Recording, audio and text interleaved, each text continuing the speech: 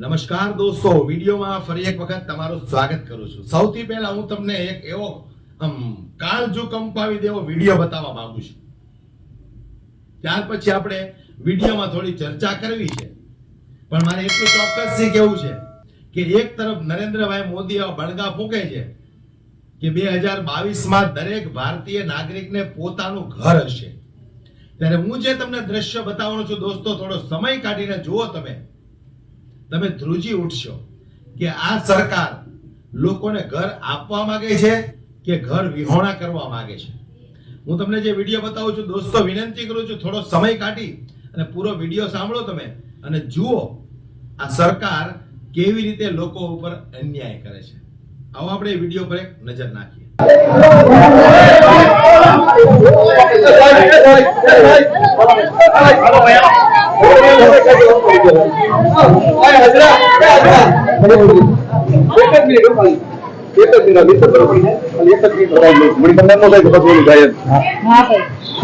Nilesh Pandya, advocate, Jetpur. આજે અત્યારે મિલકત પાડવા જઈ રહી છે પ્રશાસન। આ મિલકત સ્વર્ગસ્થ ધનીબેન હમીરભાઈ વેગડાની મિલકત છે। આ મિલકત સંબંધી રાજ વેગડાએ નામદાર ગુજરાત હાઈકોર્ટમાં પિટિશન દાખલ કરેલી છે અને એ પિટિશનમાં 27/7ની મુદત છે। આ મિલકત એને શારદાબેન કે રેખાબેન લલિતભાઈ વેગડાને કાંઈ પણ જાતનું લાગતું વળગતું નથી। આ પ્રશાસન સારી રીતે આ વસ્તુ જાણે છે। આ મિલકત સંબંધી પણ નામદાર સેશન્સ અદાલતમાં અપીલ પેન્ડિંગ છે। આ મિલકત સંબંધી ડેપ્યુટી કલેક્ટરમાં પેશકદની વિરુદ્ધ પણ અપીલ પેન્ડિંગ છે। આમ છતાંય કાયદો હાથમાં લઈ ગેરકાયદેસર રીતે, ગેરકાનૂની રીતે આ પ્રશાસન આ શારદાબેન સાથે પૂર્વગ્રહ હોય આ મિલકત પાડવા જઈ રહી છે। ફરી એક વખત હું ઉદ્યોગનગરના પીઆઈ સાહેબ, મામલતદાર પટોડિયા સાહેબ, ડેપ્યુટી કલેક્ટર સાહેબ, કલેક્ટર સાહેબને હું હાથ જોડીને વિનંતી કરું છું, ધારાશાસ્ત્રી તરીકે બાબા સાહેબના સંવિધાનની મર્યાદા રાખજો, સંવિધાન પ્રમાણે ચલાવજો, ન્યાય કરજો। આ મિલકત 100% શારદાબેનની કે રેખાબેનની નથી। ધન્યવાદ। મિત્રો, આ હતા આપણે નિલેશભાઈ પંડ્યા, ધારાશાસ્ત્રી। તેમનું કહેવું એવું છે કે આ જે મિલકત છે ધનીબેન હમીરભાઈ વેગડાની મિલકત છે તેવું ધારાશાસ્ત્રી આપણને જણાવે છે, પણ અત્યારે ડિમોલેશન થશે તેવું અધિકારી ચોક્કસપણે જણાવે છે। ધારાશાસ્ત્રી એવું અવારનવાર આપણે રજૂઆત કરેલી છે કે આ મિલકતમાં શારદાબેન વેગડાનો કોઈ જ નામ છે ને હિસ્સો નથી, છતાં પણ આ જે મિલકત છે તે ડિમોલેશનમાં થવા જઈ રહી છે। ત્યારે અત્યારે જેસીબી આવી ગયું છે અને જેસીબી આ મિલકત જે છે ધનીબેન હમીરભાઈ વેગડાની મિલકત છે તેવું ધારાશાસ્ત્રી આપણને જણાવે છે।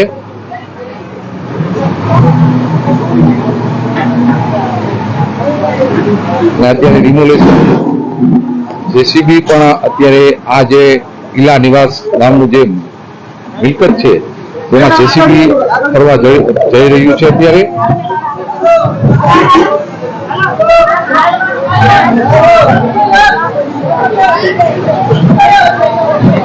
તમે આ દ્રશ્ય જે ધારાશાસ્ત્રીએ અવારનવાર રજૂઆત કરેલી છતાં પણ અધિકારીઓનું જે મૌન છે તે આખરી મૌન જ રહ્યું છે।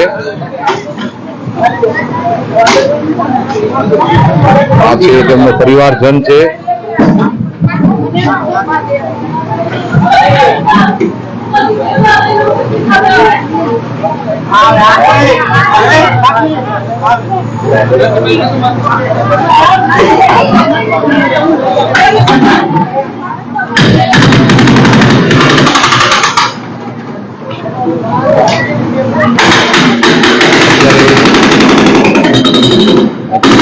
જે મૌન છે મૌન જ રહેવાનું છે। આ મિલકત ઉપર જેસીબી ચાલી રહ્યું છે અત્યારે।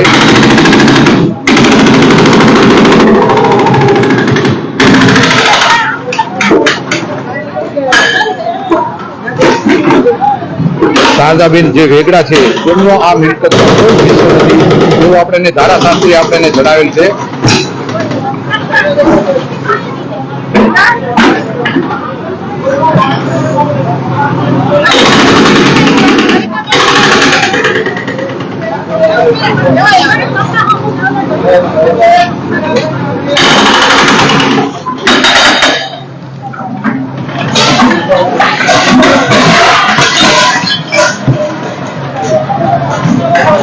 સમગ્ર નરસન ટેકરીના લોકો અત્યારે બહાર તમે જોઈ શકો છો આ દ્રશ્ય.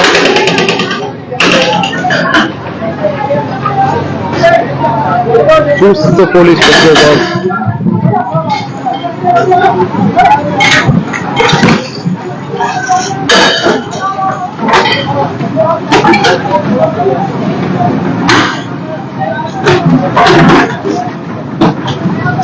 સામાકાંઠા નરસન વિસ્તારના દ્રશ્ય છે અને અધિકારીએ તેમનું મૌન તોડ્યું નહીં અને છેલ્લે આ જે મિલકત છે તેની ઉપર જેસીબી ફરી વળ્યું છે. અત્યારે તમે જોઈ શકો છો.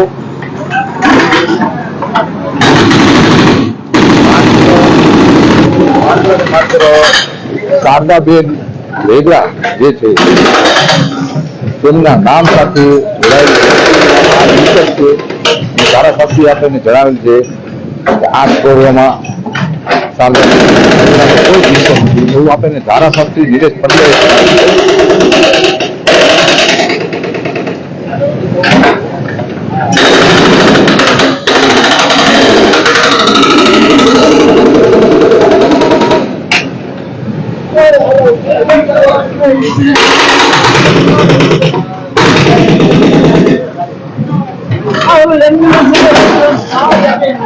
અત્યારે આજે બેન છે અત્યારે બેહોશ થઈ ગયા છે. તમે જોઈ શકો છો. ત્યાં મેડિકલ ટીમ પણ અત્યારે ઉપસ્થિત છે. મેડિકલ ટીમ પણ અત્યારે ઉપસ્થિત છે અને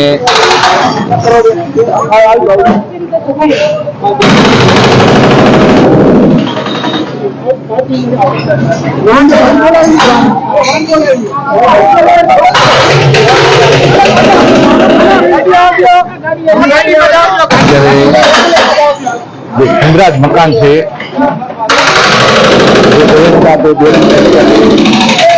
બે હોશ થઈ ગયા છે અને અત્યારે મેડિકલ ટીમ પણ અત્યારે ઉપસ્થિત છે અને તેને અત્યારે સારવાર આપી રહ્યા છે.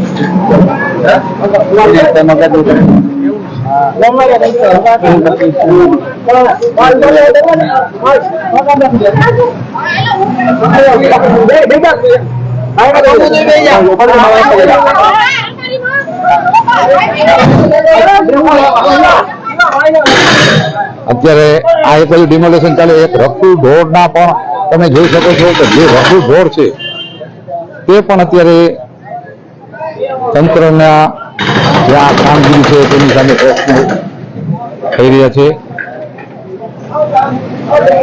અત્યારે આ જે મહિલા છે તેને એક વાનમાં લઈ જવામાં આવે છે અત્યારે સારવાર અર્થે.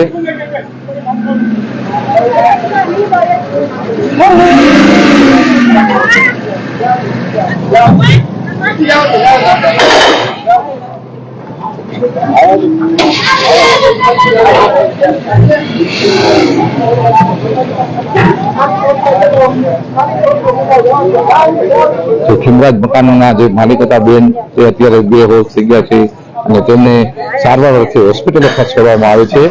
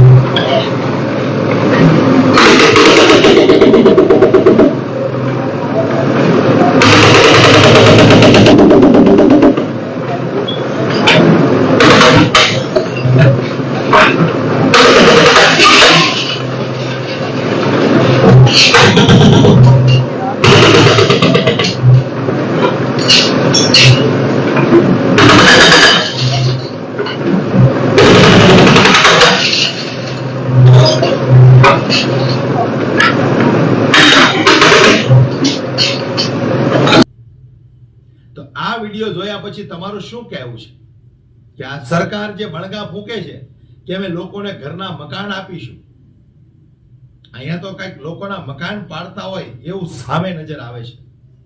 કે જે હોય તે, પણ હવે જાગો, તમારો આત્મા જગાડો અને તમે કયું બટન દબાવો છો એના પર મંથન કરો અને ત્યાર પછી કમળનું બટન દબાવો. જો તમને યોગ્ય લાગે તો કમળનું બટન દબાવજો, બાકી જો તમારો આત્મા જાગે તો હવે કમળનું બટન ભૂલો દોસ્તો. વિડીયોને વધુમાં વધુ શેર કરી દરેક લોકો સુધી પહોંચાડો. જય હિન્દ.